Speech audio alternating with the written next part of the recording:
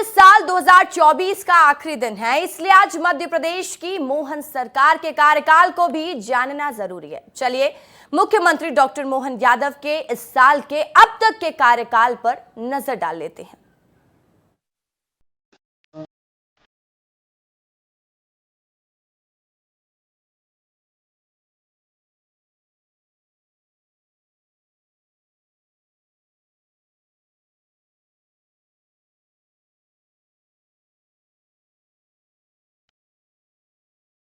मध्य प्रदेश की मोहन सरकार के लिए साल 2024 बड़ा ही रोचक रहा। सरकार ने एक साल में एक से बढ़कर एक फैसलों पर मुहर लगाई।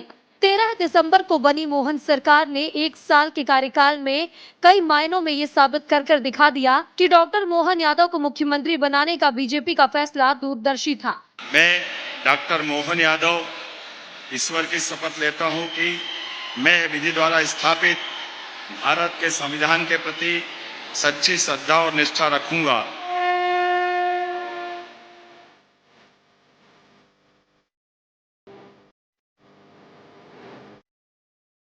क्योंकि सीएम डॉक्टर मोहन यादव के नेतृत्व में इस सरकार ने मध्य प्रदेश में कई बड़े फैसले किए हैं, जो प्रदेश में नई ऊर्जा का संचार कर रहे हैं। सीएम मोहन यादव के सामने कई चुनौतियां थी, लेकिन इन चुनौतियों को उन्होंने मजबूतियों से बदलकर अब तक ये साबित कर दिया है कि बीजेपी आला कमान का उन्हें मुख्यमंत्री बनाने का फैसला सही था। 13 दिसंबर 2023 को पीएम मोदी की मौजूदगी में मध्य प्रदेश के मुख्यमंत्री पद की जिम्मेदारी संभाली थी, जिसके बाद उन्होंने कई ऐसे फैसले लिए जिनकी चर्चा जनता के बीच हो रही है। शहर से लेकर ग्रामीण व्यवस्था तक हर मोर्चे पर सरकार ने अपना विजन बनाया और काम शुरू कर दिया। जो काम प्रदेश में 20 साल में नहीं हुए थे, उन पर सरकार ने सबसे ज्यादा फोकस किया। जैसे मध्य प्रदेश और राजस्थान के बीच जल बंटवारे का विवाद सालों से चला आ रहा था, लेकिन सीएम डॉक्टर मोहन यादव ने इस पर सबसे ज्यादा फोकस किया और दोनों राज्यों के बीच 25 सालों से चल रहा ये मुद्दा अब सुलझ गया है, जिसका मध्य प्रदेश को बड़ा फायदा होगा। एक साल में सीएम डॉक्टर मोहन यादव ने शहरी, ग्रामीण, महिला, बुजुर्ग, किसान से लेकर युवाओं तक सबसे ज्यादा फोकस किया और इन तमाम बातों और फैसलों के बीच प्रदेश के मुखिया सीएम डॉक्टर मोहन यादव ने प्रदेश में निवेश को बढ़ावा देने पर सबसे ज्यादा जोर दिया। इसके लिए सीएम डॉक्टर मोहन यादव विदेश तक पहुँच गए और विदेशी निवेशकों को एमपी में लाने के लिए प्रयास किया, जिसमें वे सफल भी रहे।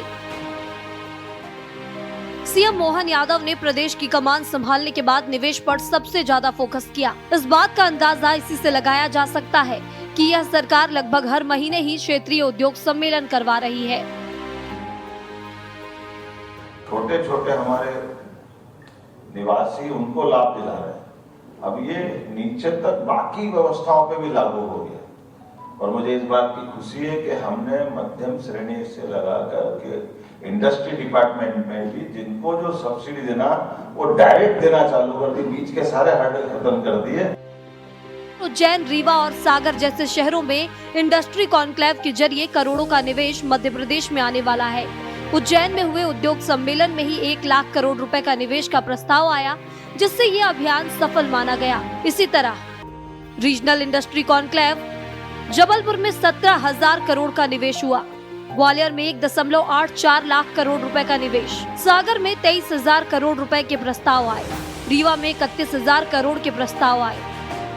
सीएम मोहन यादव के विदेश दौरे पर 60,000 करोड़ रुपए के निवेश के प्रस्ताव मध्य प्रदेश को मिले हैं। ऐसे में मध्य प्रदेश में लगातार निवेशों से प्रदेश को नई दिशा मिलने की संभावना जताई जा रही है और सीएम डॉक्टर मोहन यादव का ये फैसला आर्थिक सशक्तिकरण और रोजगार को बढ़ावा देने के लिए बेहद ही महत्वपूर्ण माना गया।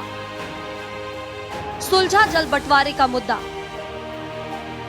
मध्य प्रदेश और राजस्थान के बीच पिछले 20 सालों से चंबल, काली सिंध और पार्वती नदी के पानी को लेकर विवाद चल रहा था। सीएम मोहन यादव ने इस मुद्दे पर भी खास फोकस किया। खास बात यह है कि राजस्थान के मुख्यमंत्री भजन लाल शर्मा ने भी इस पर फोकस दिखाया। ऐसे में दोनों राज्यों के सीएमओ ने केंद्रीय जल शक्ति मंत्री सीआर पाटिल के साथ बैठक कर ये मुद्दा सुलझाने पर फोकस किया, जिससे 20 साल पुराना ये विवाद सुलझ गया और मध्य प्रदेश और राजस्थान के बीच एमओयू पर भी साइन हो गए हैं। पार्वती, काली सिंध, चंबल नदी की लिंकिंग परियोजना के जरिए मध्य प्रदेश को बड़ा फायदा होगा। इस महत्वाकांक्षी परियोजना से मध्य प्रदेश के कई जिलों को फायदा होगा। पीने का पानी खेती के अंदर 8.5 लाख हेक्टर, किसको कहते हैं 8.5 लाख, गजब वास्तव में जितना बड़ा पूरा इलाका सिंचित होने वाला है और पीने के पानी के लिए लोगों को जो कठिनाई आती थी वो हल होगी। महिलाओं को 35% आरक्षण देने का मोहन सरकार का फैसला भी ऐतिहासिक माना गया। महिलाओं को 33% की जगह 35% पदों पर आरक्षण मिलेगा। इसी तरह मोहन सरकार ने कोयला आवंटन को लेकर भी बड़ा फैसला लिया, जहां वो केंद्र सरकार के 41,000 मेगावाट के थर्मल पावर प्लांट के लिए कोयला आवंटन को स्वीकृति दिलाने में सफल रहे। इससे मध्य प्रदेश में 25,000 करोड़ से ज्यादा का इन्वेस्टमेंट आने की संभावना है, जिससे प्रदेश के हजारों लोगों को रोजगार उपलब्ध होंगे। इसके अलावा प्रदेश में 1 लाख नई नौकरियों का ऐलान भी मोहन सरकार ने किया है, जिसके लिए वित्त विभाग ने तैयारियां शुरू कर दी हैं। BRTS कॉरिडोर को हटवाना, राज्य परिवहन निगम फिर से शुरू करने जैसे फैसले भी शामिल हैं।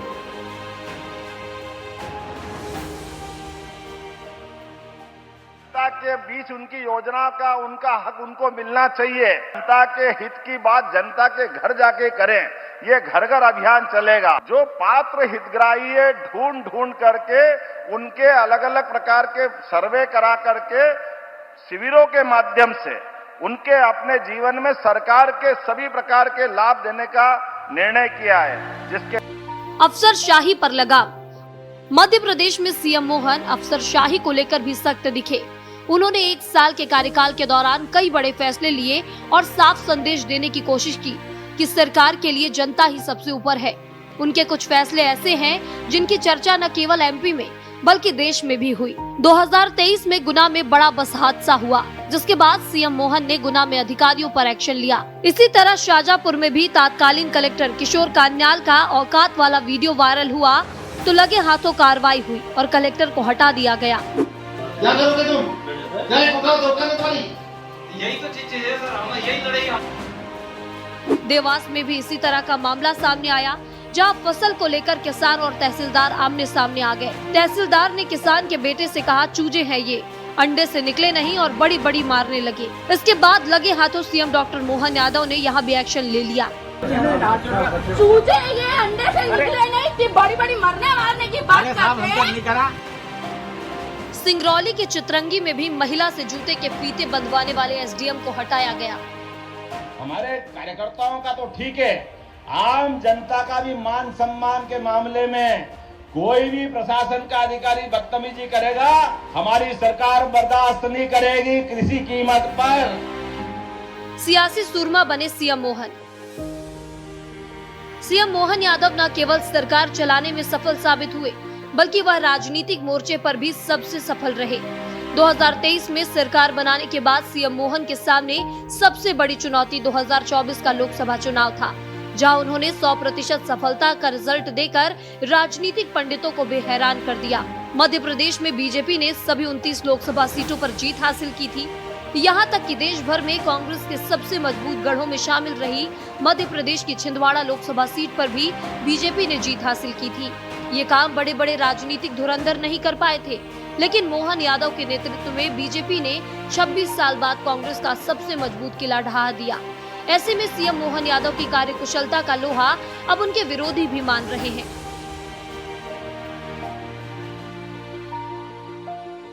सीएम मोहन का गौ प्रेम। मध्य प्रदेश सरकार ने 2024 का साल गौ संरक्षण और गौ संवर्धन वर्ष के रूप में मनाया, जिसके तहत समय समय पर पूरे प्रदेश में जागरूकता कार्यक्रम आयोजित किए गए। मुख्यमंत्री डॉक्टर मोहन यादव के निर्देश पर पूरे प्रदेश में गोवर्धन पूजा के दिन हर जिले में विभिन्न गौशालाओं और गौ संरक्षण एवं संवर्धन संबंधित कार्यक्रमों का आयोजन हुआ। ऐसे में मोहन सरकार की गौवंश के प्रति भावना जग जाहिर हुई। उनके संरक्षण, उनकी सेवा और उनके संवर्धन के लिए सरकार ने लगातार काम किया। गौवंश की रक्षा के लिए सरकार ने कई अहम कदम उठाए। जनतंत्र है, लोकतंत्र है, तो लोकतंत्र में गरीब आदमी को भी प्रधानमंत्री और मुख्यमंत्री बनने का मौका मिलना चाहिए। होना चाहिए कि नहीं होना चाहिए?